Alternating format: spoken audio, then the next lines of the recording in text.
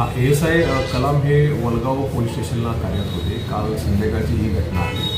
काल ते टू व्हीलरवर वलगाव रोडने वलगावला जात होते, त्यावेळी एक 4 व्हीलरने त्यांना धडक दिली आणि त्यातील काही इस्मानी त्यांना चाकूने स्टॅब केलेला आहे। गंभीररित्या ते जखमी झाले होते। त्यानंतर ते मयत झाले। मयत झाल्यानंतर तात्काळ पोलिसांनी घटनेची संपूर्ण माहिती घेतली। माहिती घेतल्यानंतर त्या 2-3 लोकांची नावं निष्पन्न झालेली आहेत। त्यातील 2 लोक अटक आहेत। एक त्यातील आरोपी जो आहे तो जखमी आहे, तो हॉस्पिटलमध्ये सध्या त्याची ट्रीटमेंट सुरू आहे।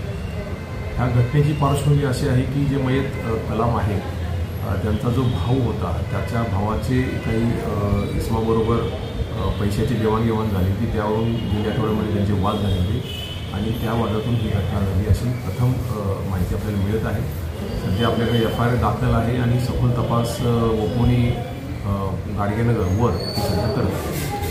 रात्री त्यांना ताब्यात घेण्यात आलेलं आहे। संपूर्ण माहिती आता आमचे पथक घेत आहे। पहिल्यांदा माहिती आपल्याला तशीच मिळाली घटनास्थळावरून अपघात झाला म्हणून। जेव्हा आम्ही सगळे अधिकारी, आमचे वरिष्ठ पोलीस अधिकारी सगळे घटनास्थळी गेले, पाहणी केली, त्यामध्ये ही घटना निष्पन्न झाली।